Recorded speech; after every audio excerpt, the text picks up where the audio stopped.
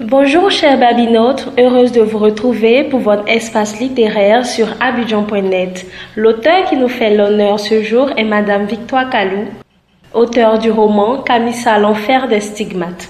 Bonjour Madame Kalou, bienvenue à Abidjan.net. Bonjour, tout le plaisir est pour moi. Pourquoi avez-vous décidé de faire Camissa 2, si je peux dire ça comme ça? Déjà parce que avec Camissa 1, j'étais dans l'engagement pour une éducation de qualité de nos enfants et j'ai pu voir comme beaucoup de parents que cet autre phénomène qui est le phénomène des drogues en milieu scolaire est de plus en plus récurrent. Et je me suis dit pourquoi pas ne pas reprendre ma plume et puis donner une suite au volume 1. Donc voilà comment je décide d'écrire le 2. Ce deuxième Camissa, l'enfer des stigmates, sera-t-il adapté au cinéma? Je l'espère. Je pense que monsieur mon époux s'y active. Il cherche les ressources. Je l'espère en tout cas parce qu'on a pu constater depuis 2018 que nos œuvres sont sorties. Mon film, enfin mon roman et son film, on a pu voir que les images parle beaucoup plus que les mots et que c'est plus impactant. Donc si on arrive à adapter celui-là, ce ne serait pas plus mal. Vous avez dit que vous avez décidé de mettre en avant dans Camissa 2 le phénomène de la drogue. À quel point cela vous tient à cœur, vous, en tant que parent? Ça me tient à cœur dès lors qu'il est question de nos enfants. Voilà, parce que après, pourquoi est-ce que les parents se battent dans cette vie-là? C'est pour assurer un avenir à leurs enfants. Donc c'est à ce point-là, voilà, parce qu'on tient à nos enfants, c'est notre véritable richesse. Donc tout ce qui les touche est forcément quelque chose qui nous touche également. Donc, quand il est question de phénomènes qui viennent saper cet avenir qu'on essaie de construire, forcément on se dit il faut s'engager à combattre tout ce qui peut mettre à mal cet avenir-là. La drogue est un fléau qui prend de l'ampleur malheureusement. Comment permettre aux enfants de ne pas s'y réfugier quand la cellule familiale va mal? Il faut donc soigner la cellule familiale. Il faut vraiment soigner la cellule familiale parce que sinon le combat, je pense qu'il serait perdu d'avance. Parce que les premiers garants de l'éducation d'un enfant, c'est la famille, c'est les parents. Donc si la cellule familiale va mal, c'est là-bas qu'il faut faire quelque chose. Et nous, dans notre tournée de sensibilisation, c'est beaucoup plus à l'adresse des parents, à l'endroit des parents que nous menons notre sensibilisation. On ne peut pas parler de drogue, de grossesse en milieu scolaire et tout, et puis directement en parler aux enfants.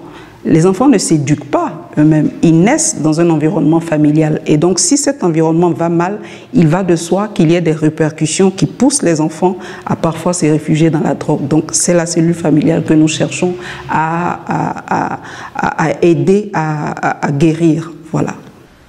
Dans l'œuvre, nous sommes dans le domaine carcéral. C'est ça.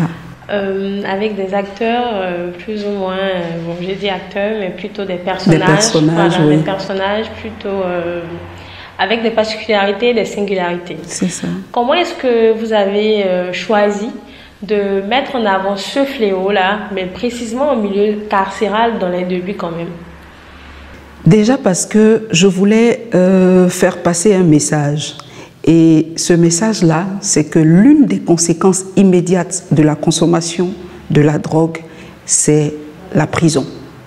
Voilà, il fallait déjà que les enfants comprennent que dans le meilleur des cas, on se retrouve en prison.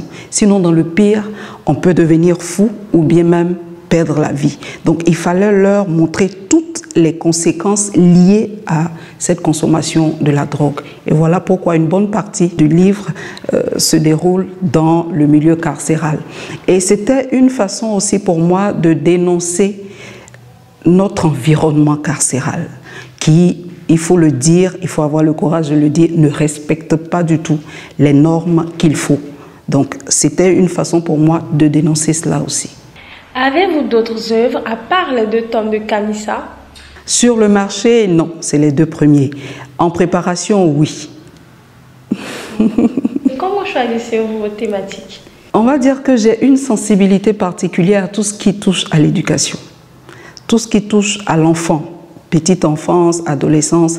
Je suis assez sensible à ça et donc en règle générale, ce que j'écris tourne autour de ça. Je ne dis pas que je ne vais pas forcément m'en départir, mais dans la plupart des cas, tout ce que je touche, tout ce que j'écris tourne autour de l'enfant, de la petite enfance, de la famille. Est-ce que le fait que votre époux soit à vos côtés favorise le fait que vous soyez plus sensible à l'éducation, vu que vous avez la facilité avec lui à vos côtés de pouvoir rendre vos œuvres physiques au cinéma? Je pense que c'est l'inverse. D'accord. C'est plutôt le fait qu'il soit à mes côtés qui fait qu'il s'engage un peu plus, puisque bon, dans tous les cas, nos parkings sont partagés, comme on dit. Il ne sait pas écrire. Il sait jouer, il ne sait pas écrire. Moi, je sais écrire, je ne sais pas jouer. Du coup, on essaie de concilier nos forces pour mener ensemble le combat. Donc, déjà, pour la toute première œuvre, c'est lui qui m'a passé commande d'un scénario. Et c'est quand j'ai fini d'écrire son scénario que je me suis dit que j'allais en faire un livre. Donc voilà, et c'est pas plus mal parce que je l'ai dit tout à l'heure, ensemble on arrive à être un peu plus percutant, je pense. Et bon, soit dit en passant, c'est un peu mon commercial, comme il a une image, donc il vend mes livres. Voilà.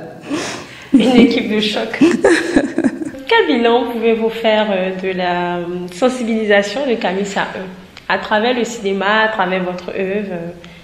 Alors, je n'ai pas de statistiques par rapport à ça, malheureusement, mais pour les retours, ça fait plaisir. Et on a une sorte comment dire, de contentement de voir que on finit de faire un café littéraire ou de faire une projection, d'avoir un échange avec les parents et les enfants et de se rendre compte que le message est passé, que certains parents disent: effectivement, vous avez raison, il faut qu'on parle avec nos enfants, il faut qu'on soit plus proche de nos enfants. Un témoignage qui m'a particulièrement touchée après la projection et l'échange avec des parents et des adolescents à Tumodi, il y a une jeune fille qui a dit qu'elle était à 2 doigts du suicide. Elle a dit qu'elle était vraiment, parce qu'elle est fatiguée, elle ne comprend plus rien, elle se sent seule. Et c'est un peu les caractéristiques du personnage de Camissa. Donc la jeune fille, elle s'est retrouvée un peu dans Camissa. Mais après, elle s'est rendue compte que la mort n'est pas la solution. Voilà, la mort ne vient pas mettre fin. Au contraire, tu prolonges les souffrances de ceux que tu as laissés. Donc la petite, moi quand je l'ai entendue, elle a fondu en larmes, j'ai fondu en larmes avec elle et ça m'a fait chaud au cœur de me dire que, écoute, tu as pu empêcher, grâce à voilà, une histoire inventée de toutes pièces, tu as pu empêcher quelqu'un d'aller vers une tragédie. Et voilà ces petits retours-là qu'on a qui nous poussent davantage à continuer le combat. Vous, en tant qu'auteur, et avec votre combat que vous menez dans le domaine de l'éducation, comment pensez-vous qu'on puisse aider les élèves, les enfants, les étudiants à renouer avec la lecture? Ben, j'avoue que c'est assez difficile parce que en face, l'adversaire est coriace et l'adversaire c'est les NTIC, c'est Internet, c'est tout ce qui est outils informatiques aujourd'hui et qui tend à engloutir tout l'environnement social. Donc l'adversaire est coriace. Les enfants se sentent plus à l'aise avec les écrans.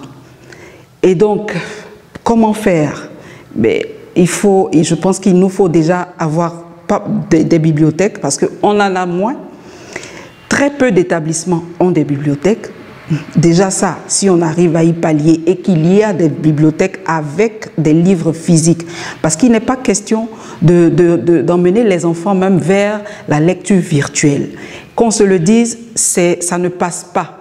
Quand ils sont avec leurs écrans, ils préfèrent jouer, ils préfèrent se distraire. Donc ce n'est pas vers la lecture virtuelle qu'ils vont aller. Il faut plutôt éteindre l'écran et puis leur mettre un livre dans la main. Donc il faut rapprocher davantage le livre des populations, parce que le livre, c'est éloigné des populations. Dans les établissements, il faut réinstaller des bibliothèques dans les villes. Il faut des bibliothèques. Et puis bon, ce n'est que comme ça, parce que s'il y a des bibliothèques, il y aura des actions autour des bibliothèques. Des clubs de lecture, des ateliers d'écriture, de lecture. Ça va certainement avoir son impact. Mais sans cela, ça risque d'être compliqué. D'accord. Est-ce que vous pouvez inviter tous les élèves, tous ceux qui vous suivent, à lire vos œuvres pour en tirer les leçons que vous voulez? Ben oui, j'invite tout le monde, les parents surtout, parce que j'ai pu constater, quand je fais mes dédicaces, que les parents ont tendance à acheter les œuvres pour les enfants. Alors que le message que contient l'œuvre, c'est pour la cellule familiale. Et c'est d'abord même pour le parent. C'est le parent qui a besoin de comprendre comment se rapprocher de son enfant pour briser déjà ces questions liées au tabou et créer un climat de confiance entre son enfant et lui pour que l'enfant puisse s'ouvrir. Parce que nos enfants ont tendance à avoir parfois deux visages. Il y a le visage de l'intérieur à la maison et puis il y a le visage de dehors.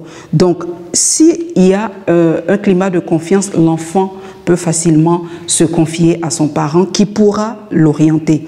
Donc, les œuvres sont pour toute la famille, les parents, les enfants, et puis voilà, c'est ensemble qu'on peut mener le combat contre ces phénomènes-là qui sont là et qui guettent. Donc j'invite tout le monde à se procurer les œuvres Kamisa et à se procurer même de la lecture. Peu importe quelle œuvre c'est, mais il nous faut lire. Voilà.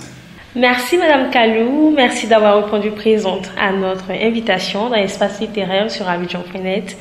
Vous, Babinotes, n'hésitez pas à vous procurer Kamisa à l'enfer des stigmates. À très vite pour une nouvelle émission. Merci.